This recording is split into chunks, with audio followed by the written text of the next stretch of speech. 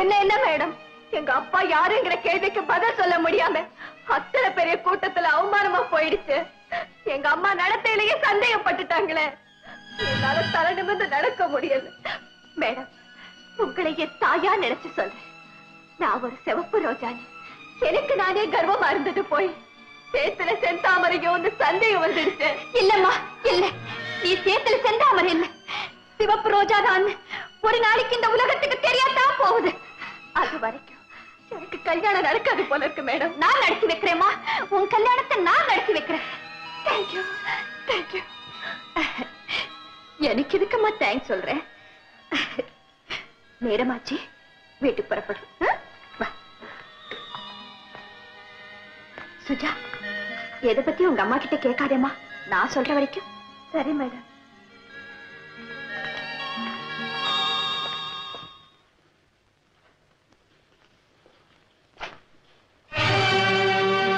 நீங்களா வீட்டுலதான் இருக்கீங்களா? ஆமா, நீயும் சுஜாவும் பேசுனதை கேட்டுக்கிட்டு தான் இருந்த. ஆமா, அந்த பெண்ணு யார்? அன்னைக்கு கேட்டேன், அந்த பெண்ணு ரொம்ப புத்திசாலி, அதனால அன்பு காட்டுறேன்னு சொன்னேன்.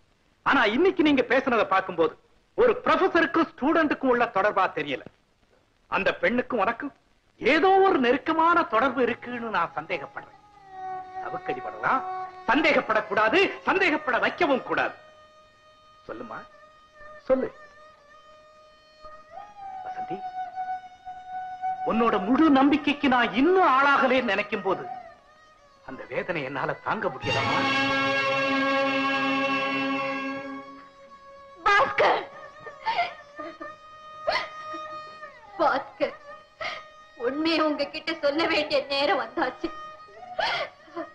சுஜாதா வேற யாரும் இல்லை, நான் பெத்த பொண்ணு பாஸ்கர், நான் பெத்த பொண்ணு. உண்மையாவா? ஆமா பாஸ்கர், ஆமா. எனக்கு வாழ்வு கொடுத்த நீங்கதான் என் பொண்ணுக்கு வாழ்வு கொடுக்கணும். அவளுக்கும் பிரபுவுக்கும் நீங்க தான் கல்யாணம் பண்ணி வைக்கணும் பாஸ்கர். நிச்சயமா.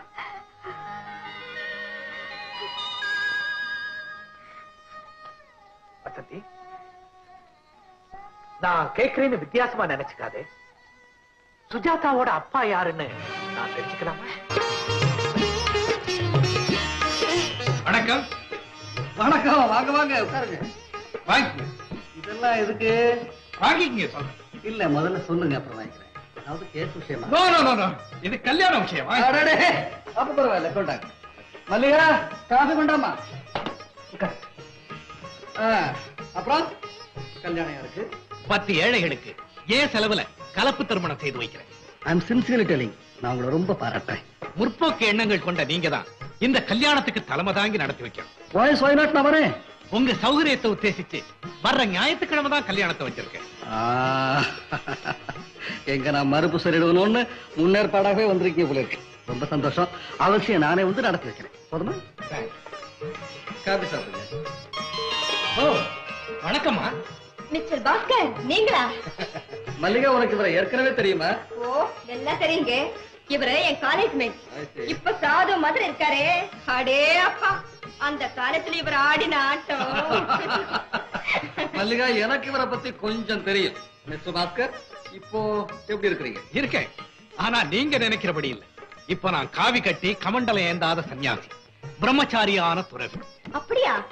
நீங்க வசந்தியை கல்யாணம் செஞ்சுட்டு குழந்தைகளோட இருக்கீங்கன்னு நான் நினைச்சுக்கிட்டு இருக்கேன். Mallika, what nonsense you are talking? Vasanthi செத்து போய் பல வருஷங்களாச்சு. யார் சொன்னது? நம்ம கல்யாணத்துக்கு கூட வந்திருந்தாளே. யார்? வசந்தியா? வசந்தி ஏதா? அன்னைக்கு ராத்திரி அவதான் எனக்கு அலங்காரம் பண்ணி விட்டா. உங்களை அறிமுகப்படுத்துறேன்னு சொன்னேன்.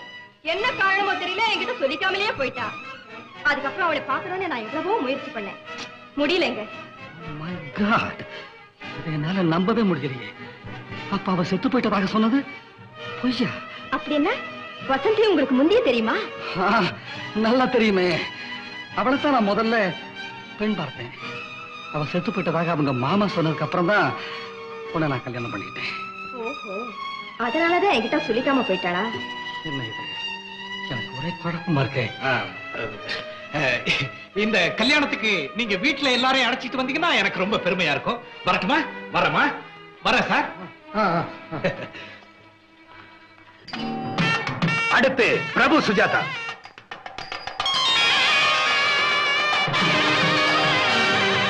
கடவுளே, என்ன இது? தம்பி, இதெல்லாம் ஓ ஏற்பாடா? இல்ல, என்னுடைய ஏற்பாடு. மிஸ்டர் பாஸ்கர், இந்த திருமண விழாவுக்கு என்ன சொல்லி என்ன தலைவதாக கூப்பிட்டீங்க? 10 அனாதைகளுக்கு கலப்பு திருமணம் சொல்லி கூட்டிட்டு வந்தேன். அப்படின்னா எங்க பிள்ளை பிரபுவும் அனாதையா? நாங்க வேண்டான்னு சொன்ன பொண்ணை எப்படியாவது என் பிள்ளை தலையில கட்டி வைக்கணும், அதுக்காக 10 அனாதைகளுக்கு கல்யாணம், அப்படித்தானே? ஏன் கண் முன்னாலேயே என் குடும்ப கௌரவம் குடி தோண்டி புதைக்கப்படுற ஒரு தகாத நிகழ்ச்சிக்கு நான் தலைமை தாங்கணுமா? மிஸ்டர் பாஸ்கர், என் கேள்விக்கு உங்க இதயத்தை தொட்டு பதில் சொல்லுங்க. யாரும் எதுவும் சொல்ல வேண்டாம், நான் சொல்றேன். இந்த கல்யாணம் நடக்காது. ஏமா, ஏன் நடக்காது? நீங்க யாரு? நான் சுஜாதாவோட அம்மா. ஓஹோ, நீங்க தான் கல்யாணி அம்மாளா? உங்க பொண்ணு அப்பா யாருன்னு கேட்டா தெரியாதுன்னு சொல்றாங்க. எப்படி தெரியும்? ஏம்மா கல்யாணி, உங்க கணவர் உங்களை விவாகரத்து பண்ணி எத்தனை வருஷமாச்சு? நீங்க யாரம்மா? மாப்பிளைக்கு சொந்தக்காரங்களா? இல்ல, வேண்டியவங்க. ஓஹோ, அதானே கேட்டேன். சொந்தக்காரங்க சும்மா இருந்தாலும் வேண்டியவங்க விட மாட்டாங்களே. ராமாயணத்துல கூனி கை கைக்கு சொந்தம் இல்லையே. வேண்டியவங்கிற முறையில தானே வேண்டாத வேலை செய்தா. ஆமா, இப்ப நீங்க என்ன கேட்டீங்கம்மா? உங்க விவாகரத்து நடந்து எத்தனை வருஷம் ஆகுது? 20. பொண்ணுக்கு என்ன வயசு? 18. அதாவது உங்க விவாகரத்து நடந்து 2 வருஷத்துக்கு அப்புறம் அந்த பொண்ணு பிறந்திருக்கா. ஆமா ஆமா ஆமா. இப்ப என்ன சொல்றீங்க? இந்த பாருங்க, இந்த பெண்ணுடைய தகப்பனார் யாருன்னு எனக்கு தெரியணும். இல்லைன்னா இவ ஒரு நல்ல குடும்பத்தை சேர்ந்தவங்கிற நம்பிக்கை எனக்கு ஏற்படாது. அம்மா, சுஜாதாவுக்கு அப்பா இல்லைங்கிறதுனால என்னென்ன பேசுறதா? அப்பா இல்லன்னா செத்துட்டான்னு அர்த்தம். இல்ல இல்ல, நான் சொல்றேன்.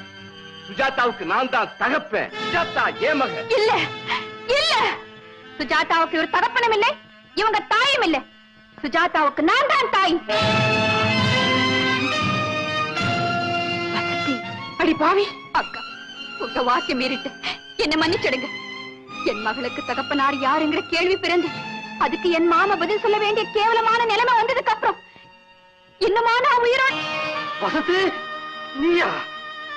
ஆமாங்க, எந்த வசந்தி செத்து போயிட்டு தான் நீங்க நினைச்சிட்டு இருந்தீங்களோ அதே வசந்தி இப்ப உயிரோடு வந்து நிக்கிறத பார்த்து உங்களுக்கு அதிர்ச்சியா இருக்குதா? நான் யாரையும் பழிவாங்க இங்க வரலீங்க. சுஜாதாவுடைய அப்பா நீங்க தான் நிரூபிக்கத்தான் நான் இங்க வந்தேன். வசந்தி, சுஜாதா ஏமாளா? சுஜாதா ஏமாளா? ஆமாங்க, உங்க பொண்ணுதாங்க. இல்ல தம்பி, செத்து போறவன் உயிரோட வந்திருக்கிறத பார்த்து உன் மூளை குழம்பி போயிடுச்சா? அவ போய் சொல்றான், நீ நம்பாத. இல்லக்கா, கல்யாணத்துக்கு முன்னாலேயே வசந்தி நானும் தனிமையில சந்திச்சிருக்கிறோம். வசந்தி செத்திருக்க முடியாதுன்னு உங்ககிட்ட நான் எத்தனையோ முறை சொன்னேன். நீ நம்பல, நீ நம்பவே இல்லை. மல்லிகாவை கல்யாணம் செஞ்சுக்கிட்டு ஏதோ கௌரவத்தோட அந்தஸ்தோட வாழ்ந்துட்டு இருக்கிறேன். எனக்கு ஒரு கெட்ட பேர் வந்துடக்கூடாதுங்கிற ஒரே காரணத்துக்காக எனக்கு பிறந்த குழந்தைய கல்யாண அம்மாக்கிட்ட கொடுத்து இவ்வளவு காலமும் வளர்த்துட்டு வந்திருக்காங்கிறது எனக்கு இப்பதாக்கா புரியுது. வசந்தி ஒரு பெரிய தியாகி. வசந்தி, எத்தனையோ வழக்குல நான் நீதி சொல்லி இருக்கிறேன். ஆனா நிரபராதியான உனக்கு ஆயுள் தண்டனை கொடுத்து உன்னை இந்த கதிக்கு நான் ஆளாக்கிட்டேன். என்ன மன்னிச்சு வசந்தி. அப்படி சொல்லாதீங்க, தயவு செஞ்சு அப்படி சொல்லாதீங்க. சுஜாதா, இப்படி வாமா, இப்படி வாமா. நீ வாமா, நீ வா. ஆமா சுஜாதா, உன்னை தலை நிமிர்ந்து பார்க்க கூட எனக்கு தைரியம் இல்லம்மா. நான் கண் உள்ள குருடேன். அதனாலதான் கட்டி வைரமான உன்னை கரித்துண்டுன்னு நினைச்சு என் கௌரவத்தையே நான் கலங்கப்படுத்திக்கிட்டேன்ப்பா. பிரபு, நீ கொத்தி எடுத்தியே அது கோமேதம் தாப்பா, நிச்சயமா கோமேதம் தான். ஏன் பார்வதாண்டா சரியில்லை. வழக்காடி வெற்றி அடைஞ்சு நீதிபதியாகி மறுபடியும் வழக்குகளையே கேட்டு கேட்டு வாழ்க்கையே வழக்கடிச்சு. மிஸ்டர் சந்திரன், உங்க வாழ்க்கை வழக்கில குற்றவாளி யார் தெரியுமா? நீங்க இல்ல, விதிதான். தெய்வத்தோட நல்ல தீர்ப்பு இப்போவது கிடைச்சது. அதுக்கு சந்தோஷப்படணும். இந்த சந்தோஷத்தோட நடக்க வேண்டிய நல்ல காரியத்தை கவனிப்போம்.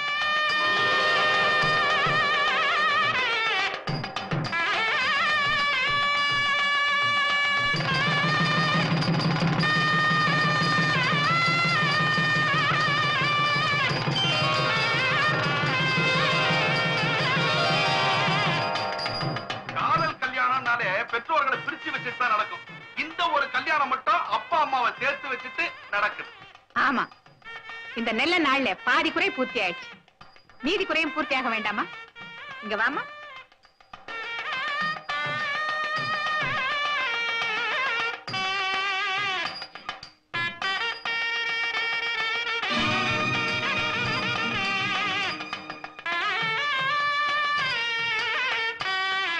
என்னங்க இந்த தாலி உங்க கையால வசந்தி கழுத்துல கட்டுங்க. மல்லிகா, ஆமாங்க, நீங்க என் உயிர், வசந்தி என்னுடைய இதயம். விவரிக்க முடியாத அவளுடைய தியாகத்துக்கு பதிலா விலை மதிக்க முடியாத என் ஆசையான உங்களை அவளுக்கு பங்கு போட்டு கொடுக்கிறேன். இந்த தாலி அவ கழுத்துல கட்டுங்க. போங்க.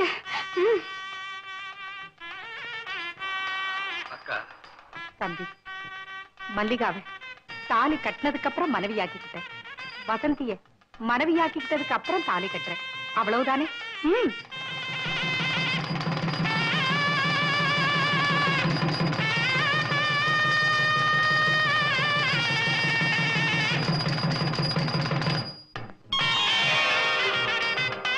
குற்றவாளி மாதிரி இந்த சமுதாயத்துல பதுங்கி வாழ்ந்துகிட்டு இருந்த என்ன பல பேர் மத்தியில தைரியமா தலை நிமிர்ந்து நிக்கும்படியா செஞ்சிட்டீங்க.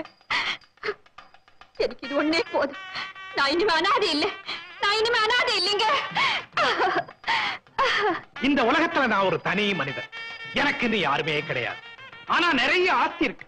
அதையெல்லாம் அனாதைகள், அபலைகள் இவங்களுக்கெல்லாம் ஒரு ஆசிரமத்தை ஏற்படுத்தி என் ஆஸ்தி எல்லாம் அந்த ஆசிரமத்துக்கு எழுதி வச்சிடலான் இருக்கு. பாஸ்கர், அந்த ஆசிரமத்தின் நிர்வாகத்தை எனக்கு கொடுக்கறீங்களா? கண்டிப்பா. உன்னை விட பொருத்தமானவங்க வேற யாருமா இருக்க முடியும் இல்லையா மிஸ்டர் சந்திரன்? அதே ஆசிரமத்துல ஒரு சங்கீத கிளாஸ் வச்சு அதுக்கு என்ன மியூசிக் பாக்ஸா போடுங்க.